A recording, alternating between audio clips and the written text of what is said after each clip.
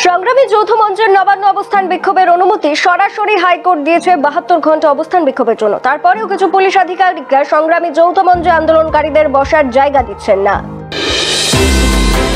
High court থেকে অনুমতি পাওয়া নির্দিষ্ট জায়গায় ওনাদের দেওয়া হচ্ছে না, তার পরিবর্তে ওনারা এক বাস স্টপে বসে অবস্থান করছেন। তাদের সেই বাস স্টপ থেকেও তুলে দেওয়া হচ্ছে এবং তাদের কর্মসূচি ভাঙার চেষ্টা করছে। সংগ্রামী যৌথ মঞ্চের বঞ্চনার এই লড়াইয়ে বাধা দেওয়া হচ্ছে। এই লড়াই প্রায় 11 মাস ধরে চলছে, যেটি নবান্নের বুকে এসে আছড়ে পড়েছে হাইকোর্টের বিচারপতির অনুমতি নিয়ে। কিছু পুলিশ আধিকারিকেরা বাধা দিচ্ছিলেন, কিন্তু এই মুহূর্তে নবান্নের ভেতরে অন্যরা প্রবেশ করে ফেলেছে। কিছুক্ষণের মধ্যে তাদের নির্দিষ্ট জায়গায় তাদের বসতে দেওয়া হবে এবং তারা তাদের কর্মসূচি শুরু করবে। কলকাতা থেকে সংকল্পদের রিপোর্ট, এক্সটিভি বাংলা।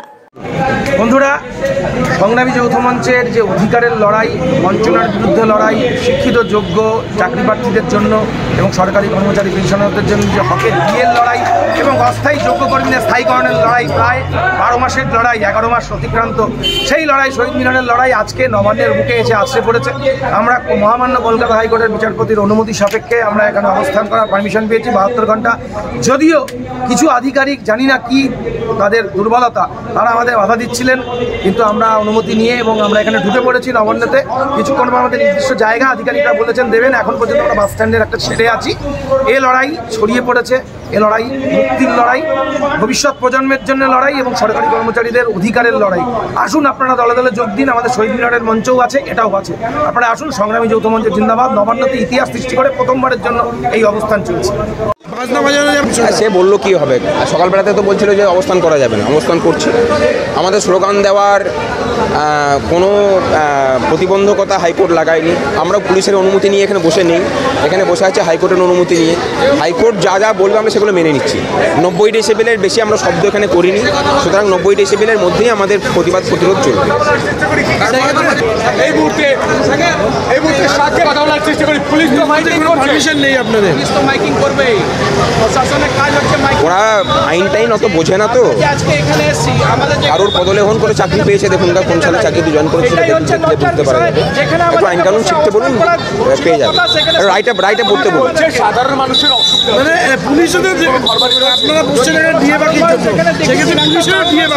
ওদের অন্য হয়তো ইনকাম আছে। দুর্নীতিগ্রস্ত লোক ছাড়া এই সরকারের সমস্যা নেই। যারা সমর্থন করছেন জানবে যে সব দুর্নীতিগ্রস্ত লোক। হাইকোর্টে তো সরকার যাবে বলছে, হাইকোর্ট সরকার চলুক, আমরাও তৈরি হয়ে আছি। হাইকোর্টের ডিভিশন বেঞ্চে লড়াই করার জন্য আমরা তৈরি হয়ে আছি। হ্যাঁ, 72 ঘন্টা সময় আছে, 72 ঘন্টা চলবে। একদম মানবো। আপনি বলুন শুরু বলুন আগে। 72 ঘন্টা কোথায়? আচ্ছা স্যার, ডিসাইড করা আছে, ওটা করে নিয়েছেন আপনি? কোনটা? যেখানে আমরা যে ডিমার্কেশন জমা করেছি, আমাদের দরকার হলে আপনাদের লয়ারকে বলুন। এখন ওই সবাই মানে ইয়েতে আছে যে হাইকোর্টের এখানে, সেখান থেকে বের করতে আমরা গুগল ম্যাপ দিয়ে কোন জায়গাটাতে বসবো সেই জায়গাটাকে ডিমার্কেট করে দিয়েছি। 2000 স্কোয়ার ফুট জায়গা, সেটাও হাইকোর্ট এখানে উল্লেখ করে দিয়েছে, দেখে নিতে পারেন। নিশ্চয়ই রাইটে পড়েছেন। 22 তারিখ থেকে মানে 24 তারিখ পর্যন্ত টানা 72 ঘন্টা আমাদের জন্য এখানে জায়গাটা কোথায় প্লেস কোথায়? প্লেস আপনাদের মেনশন করা আছে, নির্দিষ্ট করা আছে। Nabanna bus terminus is located independently and separately. পড়েছি আমরা, দেখে না sitting demonstration Nabanna bus terminus on above days. তার মানে কি মনে হয় ডিমার্কেশন করা নেই? আপনি তো পুরো কথাটাই আমাদের 2000 স্কয়ার ফুটের জায়গা। আমার কথা শুনুন, আমাদের কথাটা শুনুন। আপনাদের বলেছি তো যে আপনাদের একজনের সাথে কথা বলছি। আপনি বলছেন আপনি সিনিয়র অফিসার, উনি বলছেন উনি সিনিয়র অফিসার।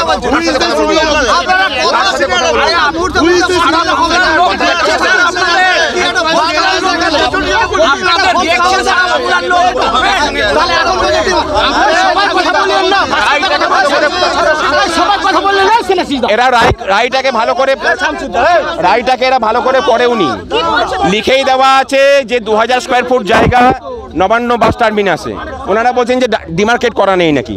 আমরা যে মানে আমরা যে ফাইল করেছিলাম মামলা, সেই মামলাতে গুগল ম্যাপ দিয়ে পুরো ফাঁকা জায়গা, কোন জায়গাটা আমরা চাইছি সেই জায়গাটা আমরা সমস্ত কিছু ডিমার্কেট করে দিয়েছি। এটা ওনাদের দায়িত্ব সেই জায়গাটাকে ভ্যাকেট করে দেওয়া। তারপর কি করেছেন, এই গোটা জায়গাটাকে ব্যারিকেড করেছেন।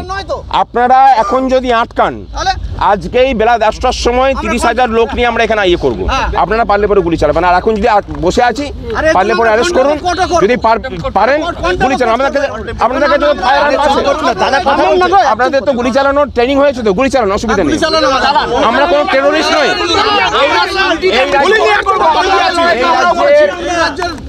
এই রাজ্যের আমরা মনে করি যে ভবিষ্যৎ প্রজন্মকে অন্ধকার করা হয়েছে। 6 লক্ষ শূন্য পদ, সেই শূন্য পদে বছরের পর বছর নিয়োগ নেই। 2012 সালে টেট পরীক্ষা হয়ে আপার প্রাইমারি বলেছিল যে হবে, চারবার তার ঘোষণা হয়েছে। সেই ছেলেগুলো আজকে বসে আছে এতদিন ধরে, তাদের নিয়োগের কোনো বালাই নেই। রাজ্যের ভবিষ্যৎ ছেলে প্রজন্মের কি হবে তার কোনো ভবিষ্যৎ নেই। আর ওনারাই এসছেন সেই উন্নয়নে বানিয়ে নিয়ে এখানে ব্যারিকেড করতে। ব্যারিকেডটা তো উন্নয়নের উপরে চাপিয়ে দিয়েছেন, মানুষের জন্য রাস্তাটা খুঁড়ুন। তো এতদিন তো বলদাস করলেন, হাইকোর্টের অর্ডার থেকে মান্যতা দিন। আমরা বসে আছি এখানে, সেটা ওনারা বলতে পারবেন। হাইকোর্টের জাজদের উপরে হচ্ছে এই যে পুলিশ অফিসাররা আছেন, তারা জাজের উপরের জায়গাকে হোল্ড করেন। ওনারা বলছেন 10:30টার সময় ডিভিশন বেঞ্চে যাবেন। এখন জানি যে মামলা, সেই মামলার এখনো পর্যন্ত কোনো নাম্বার হয়নি, মামলা ফাইল হয়নি, তার আগেই বলছে এই রায় নাকি ভ্যালিড নয়। এখানে যেহেতু আমাদেরকে নবান্নের বাস স্ট্যান্ডের সামনে ঢুকতে দেওয়া হয়নি, বাস স্ট্যান্ডের সামনে ব্যারিকেড করা হয়েছে, আমরা শান্তিপূর্ণভাবে এখানেই অবস্থান করছি। একদম এখানেই অবস্থান করব।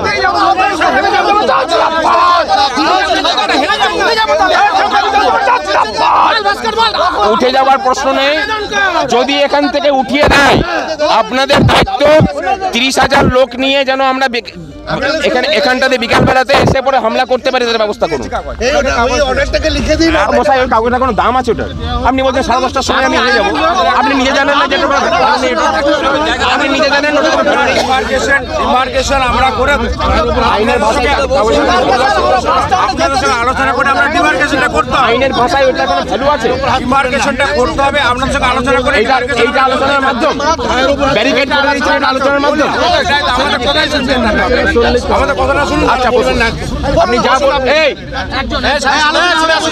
সবাই কথা বলিয়ে না, এখানে যারা কথা বলবে এক্সট্রা তারা পিছনে যাবে, চলে যাবে একদম। আপনি যা বলতে চান এখানে বসুন, বসে সমস্তটা বলুন, কোনো অসুবিধা নেই। আমাদের কিছু কয়েকটা কথা, আপনাদের যে মামলা ফাইল হয়েছে তার কেস নাম্বার, একটা মামলাতে কেস নাম্বার না পড়া পর্যন্ত সেই মামলার তো কোনো ভ্যালিডিটি নেই, আপনি নিজেও ভালো করে জানেন। কারণ আপনি একজন মানে আইন রক্ষক, তাই তো? আপনি বলেছেন যে আমরা মামলা ফাইল করতেই পারেন, আজকে কোনো 1 মাস পরেও করতে পারেন, তাতে কি যায় আসে?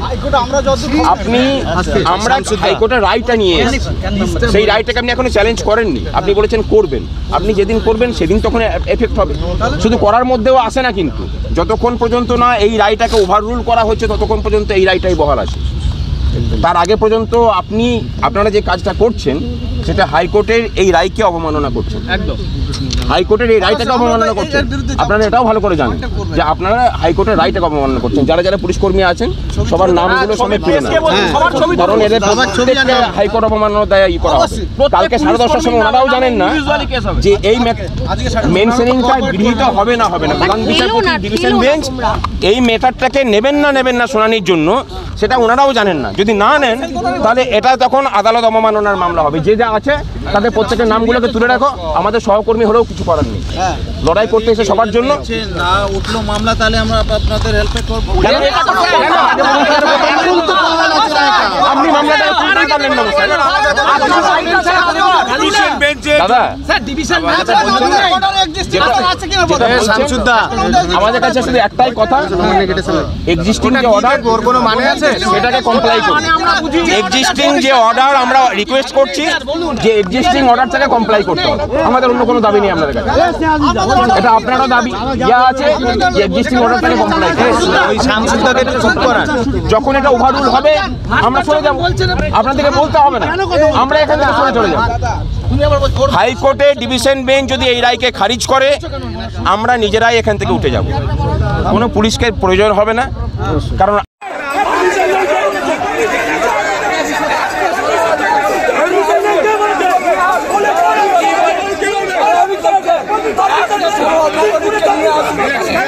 Sargı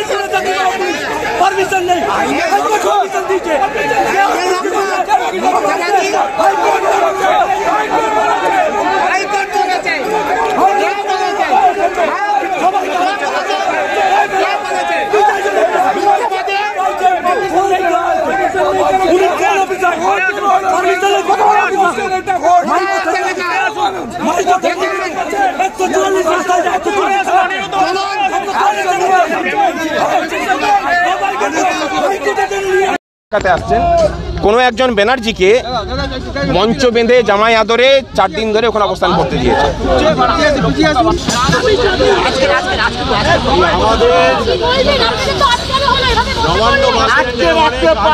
কোনো ক্ষমতা নেই। আমরা হাইকোর্টে মহামান্য হাইকোর্টের অর্ডারে আমরা কিন্তু আজকে এখানে বসেছি। আমরা হাইকোর্টকে সম্মান দিয়ে এখানে সংগ্রামী যতমান জিন্দাবাদ।